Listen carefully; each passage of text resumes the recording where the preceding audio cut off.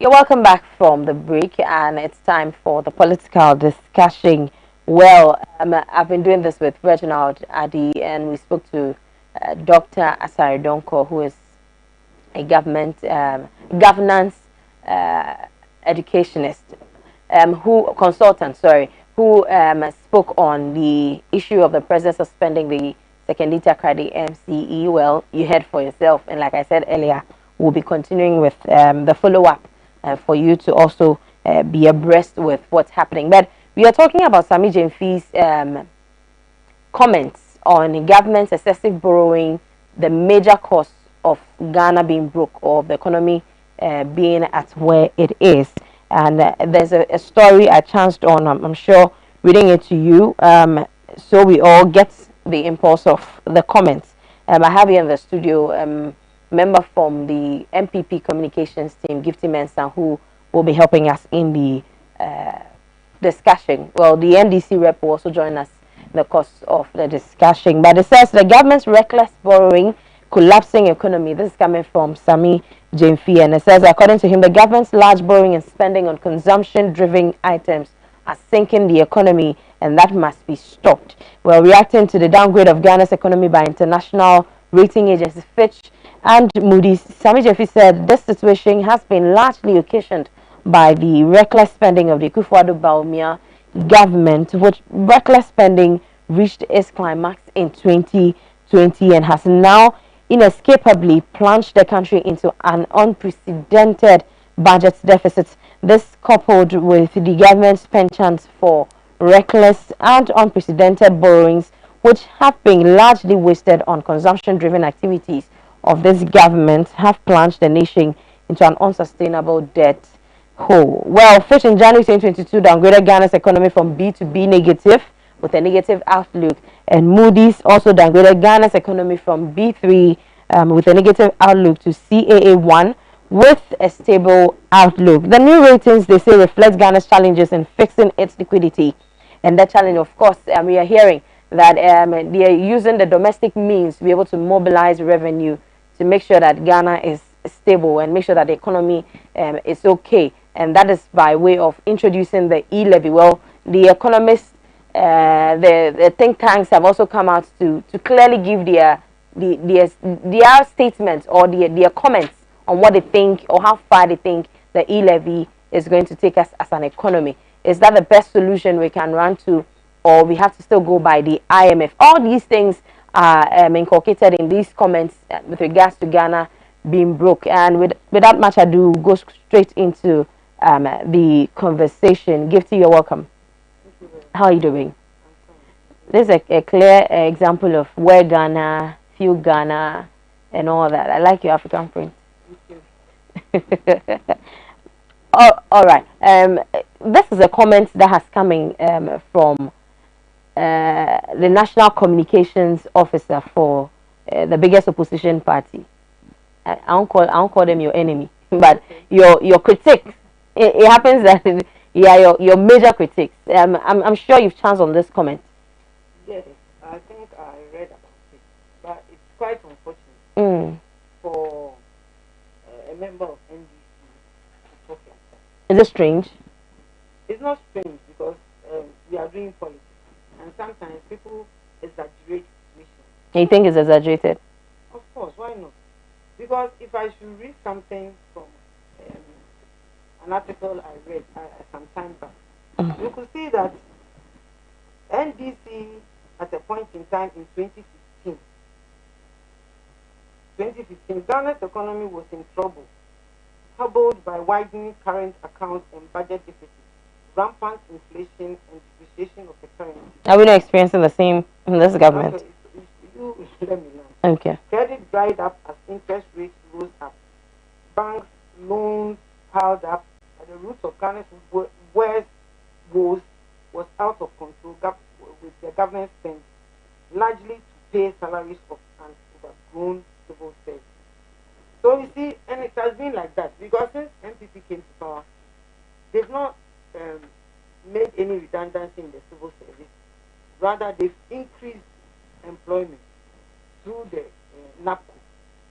And what is of NAPCO now? If you tell us, if you're mentioning NAPCO, what is of NAPCO now? Okay, you let me finish. When I finish, I'll come back to that. And there are so many social interventions that MPP took, and I think that is why the government is spending so much.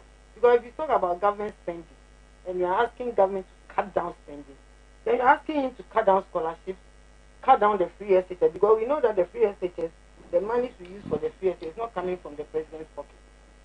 It's the piled taxes and money that we have in the system, which is being used for that.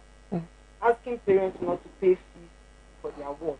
That's, let's say, feeding and boarding. So electricity, whatever is free.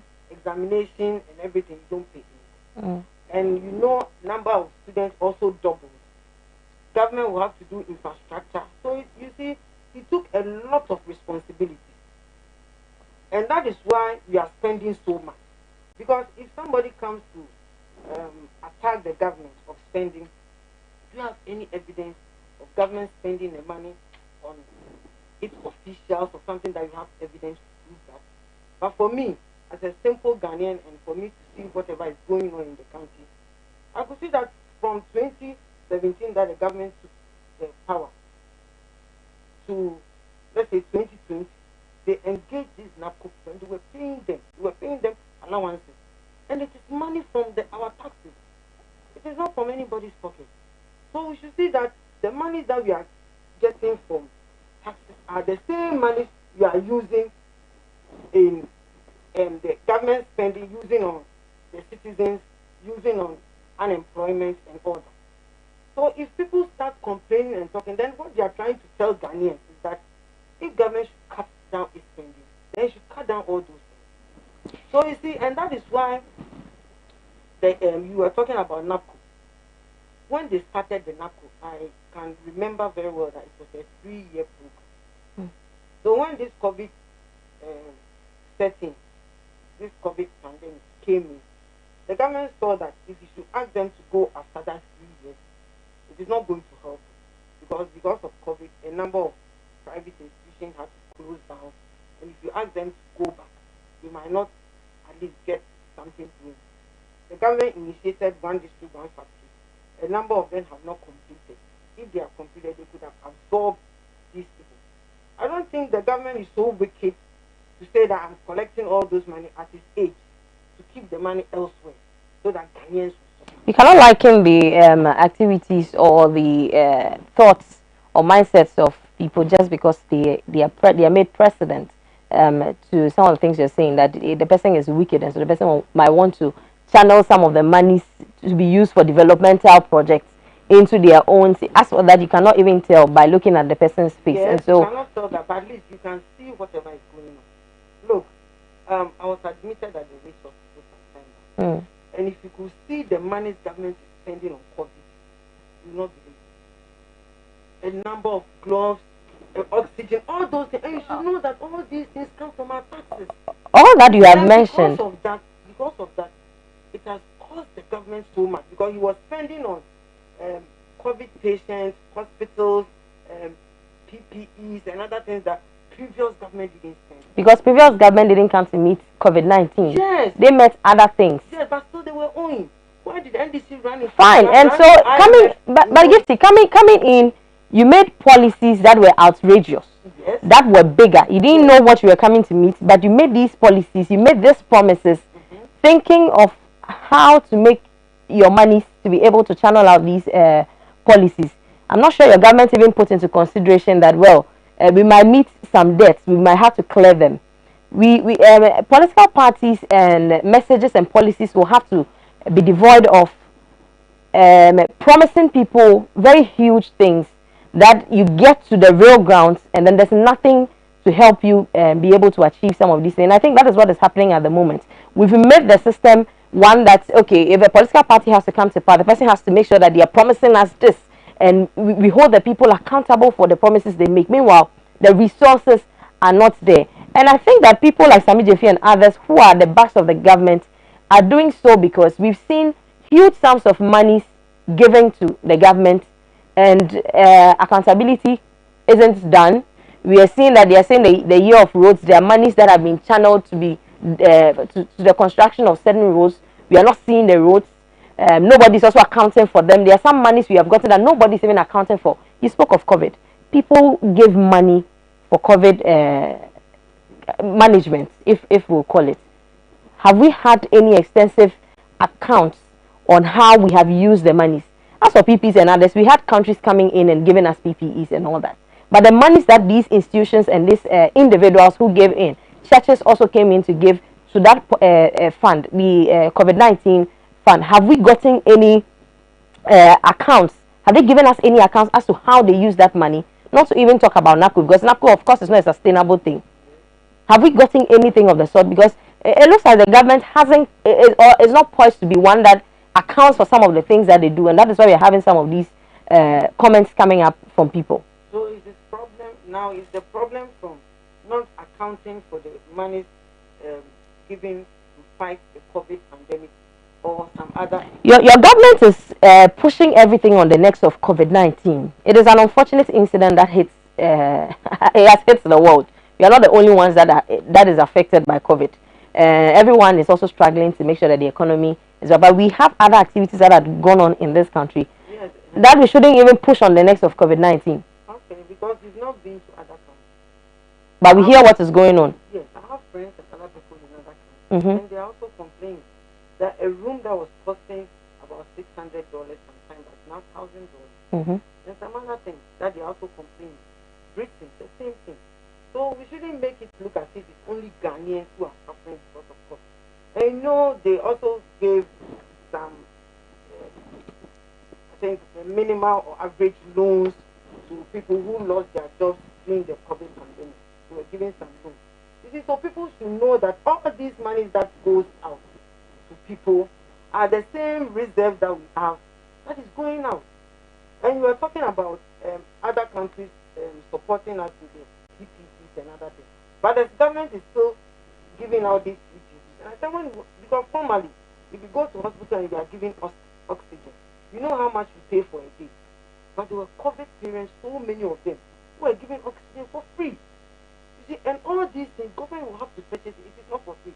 Now, as African countries, we would have wished that we could even produce our own medicines, medications, our own vaccines. And I know we have brilliant scientists who can do that. But, you know, the international world didn't agree to that. So we had to buy and import everything from their country. And all these things cost money. You might sit elsewhere and think that because it is only rich hospitals, go to other hospitals who are also treating the COVID. And you know the chunk of money the government comes to. And some other workers who were out of job for a number of months. And they were still being paid. They closed down the ports, they closed down the harbors, and we lost a lot of revenue there. That's why I don't want to be mentioning GDP and all that. But at least there are simple things that when you tell an ordinary Ghanaian, you would understand.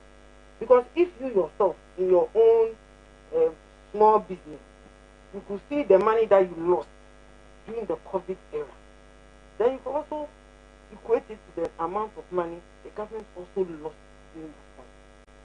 Teachers and other workers were at home for 1 year and they were still being paid. If the government had no reserve to pay these teachers, do you think he would have sustained them? We paid them fully. But other countries, they were paying half salary. But Ghanaians had their full salary. There are some institutions that were paying half salary. Maybe it's a private institution, but a government institution, they didn't pay. Government institution giving half salary with the Ghanaians. But even amidst COVID, there has been increases here and there with fuel prices going up. Of course, to support whatever we do. Now, the thing is that let's say you are a parent, you want your children to have good education. You want even your child to maybe go to a foreign institution. You could even sell your house because you have the hope that if your child goes and comes back, he might be able to resource you to get something for the future. So if the government is spending on education to make sure that at least every Ghanaian school going age goes to school, irrespective of your race or your political whatever or your economic status, go to school. Now, if Ghanaians want to pay the fees, then let's have a public forum so that they come out and tell us that for us we want to pay fees for the children. But nobody will do that. Because if it's the taxpayers' money which is being used to support every child, it's also benefit. And that is how it is. You see, but you cannot sideline some people and say that these students should go for free and others should pay. You know that it will not be fair for the government to do. So everybody should attend the school. Me, I'm in the education sector and I know what happened during those days. A child will not be able to pay the registration fee, and that is his end because he couldn't pay the registration fee. You won't write the exam. But these days it's the thing of the past. No child will think of that. When they even distributed the mass set and other things, go to the classroom, the examination halls, and the inflated price mass set. Everybody had the mass set and the calculators and everything on their table. How much was the mass set that you think it has been inflated? You tell me, because it's come. It was done in Parliament. The price was 50. But sold it at a certain amount. And that is how you can come out to say that it has been inflated. Of course, but it's not a simple mass set. It has calculators and everything. And so you put it on your table and you use it. You see, but some people couldn't have afforded it sometime back. And it is not our money.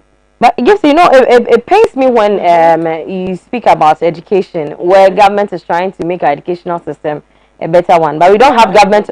We don't to cover everybody, excluding their children. What do you mean by excluding that? Because I'm not sure that any government official has his or her word in any LA school or any. You tell me, because of course government of no, because you see the thing is that you don't have that evidence. We might not be able to show, but we know, because if you look at how things are going, I'm not sure that any politician, especially your ministers and even government officials, have their children in the government schools that you allegedly are saying, yes, public schools, that allegedly any of them, because we know any of them, because we know that some of them even take their children abroad to school there, and you clearly even made that instance that someone want to send their wards outside the country to go in school. If somebody, there's a probability, and there's always a probability of someone doing it. Fine, but at the end of the day, someone sends their ward outside the country to have some level of education, come back and then make sure that they get something going, or they have some work to do to be able to take care of their families. We know that most government officials do not have their children schooling here. It's either they're in the private schools or they're outside the country. I'm not sure His Excellency Nana Dankwa Akufo-Addo's child was in Choco LA or was in any of the LA schools or any of them. He went because of the system at the time. The system was good at the time. You cannot compare that system to what we have here, gifting. They are trying to tell us that the trained teachers are not teaching the children. That is not what I'm saying. If your government is championing the free SHS, the education system, they want it to be robust and they want it to be compared to what is outside, we should see their children also taking part in it. We should see their children sitting with the walls of the ordinary Ghanaian to be able to taste what it's like in the public schools. You see, from what you are saying, I cannot know all ministers and public servants where they send their children, but at least I know John Boydu sent his daughter to the city. And it's in Ghana, SSS school in Ghana. As for SS, you have the... yes, like you're saying, so I'm getting surprised. You see, and you have Apam Secondary where you have some ministers students. So if you tell me they are not sending their children to public school, I might not know. Because for me, the trained teacher teaching in a public school, that's a very good job. Because when they started the new syllabus, they were the first people who taught how to teach the new syllabus. And the private schools came to also learn. With the new syllabus, without books and teaching and learning materials. Oh, there are books? When did they come in? When was the new syllabus introduced?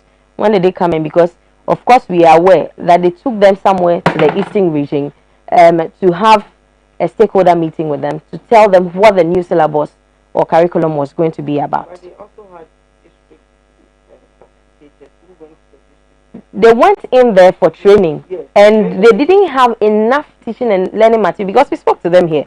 They didn't have enough to experiment what they wanted them to teach in the classrooms.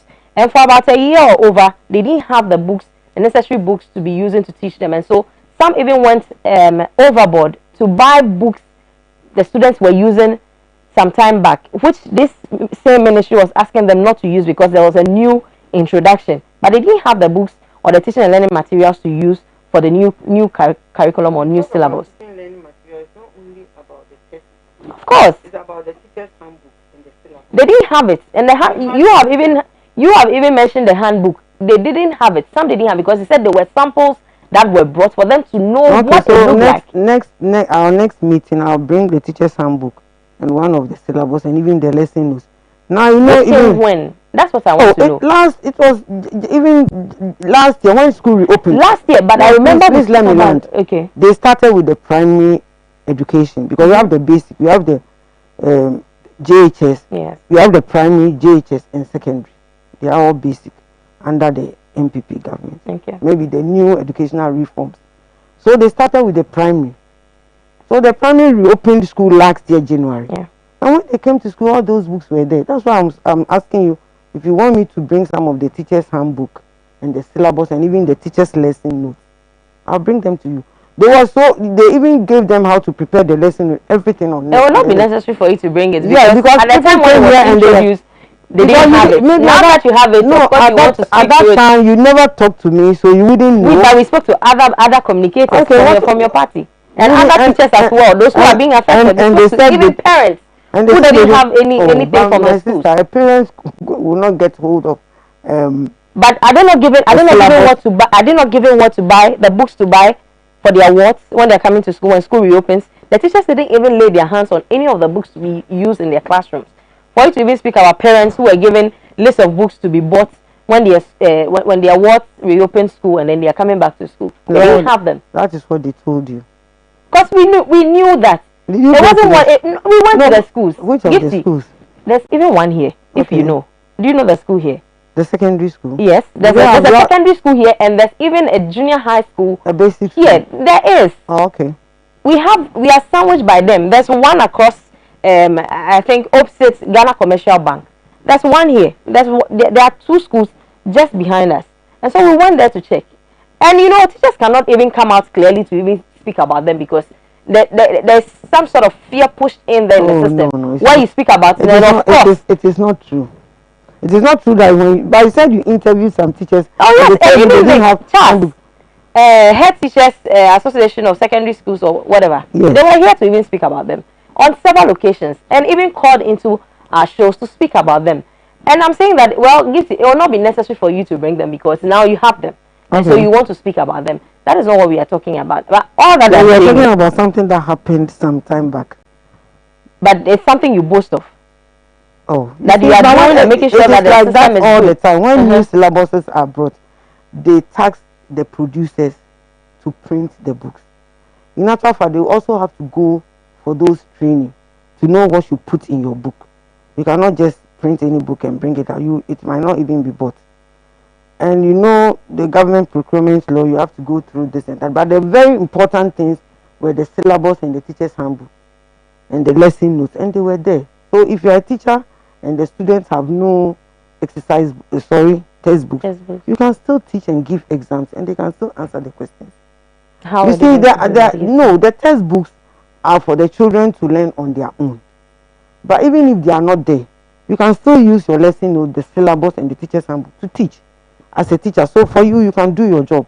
And what about the word? What about the students? I'm telling you that even with the new syllabus, the old books, they didn't scrape up everything. There were some areas that you could still teach the topics, so they were not changed entirely. Just that some of the names were changed into something different, and some of the subjects were integrated. Yeah. So if 2 or 3 subjects have been put together, it is better for you to have one textbook for that subject. But the topics are the same because we still learn about sanitation, we still learn about environment, we still learn about history. It has not been changed. And even the history, we got to know that there are some things that had been changed. There were some like we didn't get independence on 6th March or something. Oh no, you said something has been changed. Like which ones? A lot of things. It's like most of the history now is about your country. They talk less about the foreign countries, which didn't help us because we have been learning about this since. What did we get from it? So it's better you learn from your environment and see what you fall short so that you can improve upon it. And I think that is the best. Because when we learn about those foreign things for all those years, what did we get? And even what we are learning about ourselves, what are we getting from it? No, we just started. So let's see. We've been learning about ourselves, our history, when I was young. And of course, I'm sure during your That's time... why you said it has been changed. You also learned about it. Certain topics that were not relevant. Some of the things that we read about even our identity as Ghanaians. Yes. Take the books we have now and see if you find the same things in there. Your identity as a Ghanaian is not there. And I'm saying the things that we learned as Ghana. Yes. How Ghana gained independence. Everything that has to do with Kwame Nkrumah and all others. What we learned in our time. Even my time. Pick the books we have now and see if the quantum of knowledge in there can be compared to what was in some time back. Even during your time. Would you say that it's the same? Those who went for the route, they are still in the books. As for the route you might mention, but that's not the only activity or the no, but you see, but then you could have also mentioned certain things that have not been brought back. You are mentioning what you think is in that cuts across all the other. I know it's in. Not I think it's in. You know it's in that, and I'm saying you are making emphasis to what you know is in. Why are you not making emphasis to the things you know isn't in? That's exactly what I told you about. They've minimized the talk on foreign issues and their concentrating. It's just a talk on foreign issues. Yes, minimize that one. Maybe when you get to SSS or university and you want to learn about international relations, maybe still you can read on it. But for their level, we think that they have to learn about the environment and see how best we can sustain the best practices. And they normally give a lot of project work for students to go and carry out and bring it back to school. And the project work is also helping. The project work? Of course. Even in the English readers, you have project work on sanitation and other things, teenage pregnancy, a lot of them. Maybe contemporary issues that is affecting the society. Teenage pregnancy is always spoken about all the time, but it looks like still you go to Choco, you go to Jamestown, you go to some of these areas. Because in those days they didn't bring it down to the primary level. In those days they didn't bring it down to the primary level. We learned it in the secondary school. No. Teenage pregnancy, I learned in class 4 or so. I see. When we learned about puberty and then all other things, it came with it. With class 4 or JHS? Not JHS. Try and remember. Not JHS. Okay, then. Say that maybe you are making reference to your new curriculum or your new syllabus that you have revised. Is there. And that is why you are speaking about it. But I learned that in primary, not JSS. Okay. That's what I'm saying. You cannot even compare the education system we have now. But they are still learning about it. At what age? Were you giving projects work to work on? We're always giving assignments. Okay. But not as projects, to go and write about certain things. We're still writing. Okay. We're still writing about them, Gifty. Nothing has changed. Okay.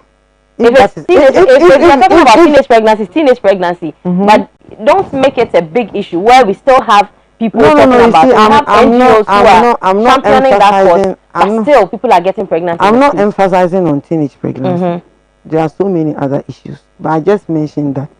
And it looks as if you are pinpointing teenage pregnancy and leaving the other ones that I mentioned. Okay. I'm not. Because you mentioned it, so I'm also bringing your attention to it that you made it sound as if it's been taken, but it's something that is still there. But that thing has not been taken out. But the syllabus just took off in 2019. And we started in 2020. And we started classes in 2021. Because of the COVID, we had to stay back home. So please don't put so much blame on genius. So who should shift that blame to? Government. Oh, on COVID and everything, whatever pandemic. COVID is not human. We can't arrest COVID. Yes, you see, it has sent us back. It has, in fact, retarded a lot of our progress. Sure. And that is very true. That's what I won't dispute that fact. Fine. But how we are able to come back? But I see, if NBC start talking like that, sometimes I get a little bit confused. Why? Because during their time, they have to cut down employment.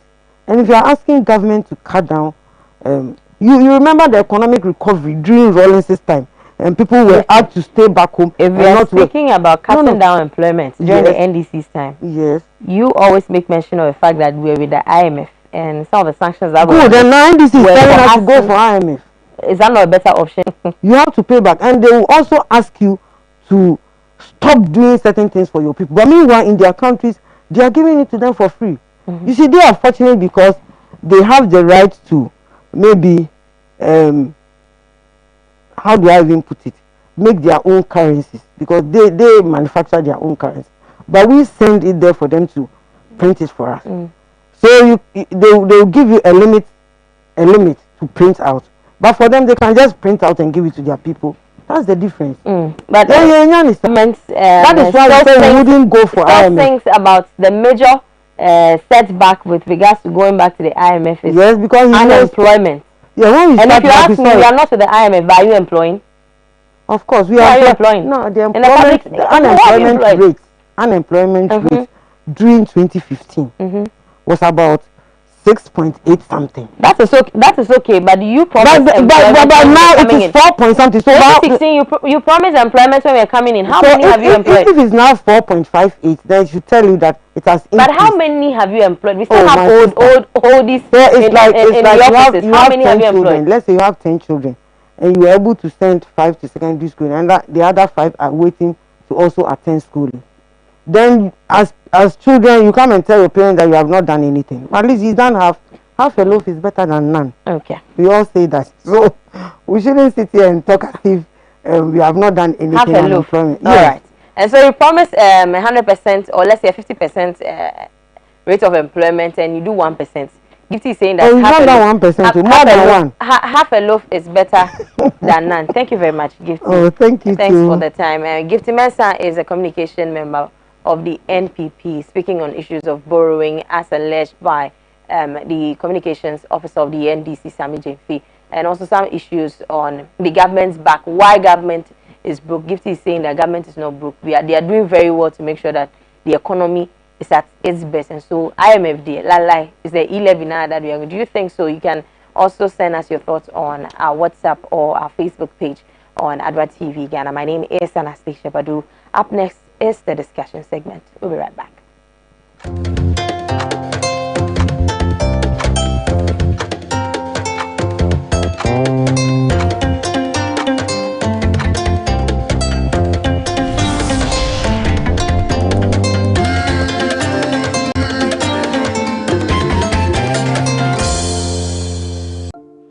So at Sonotech, we always pride ourselves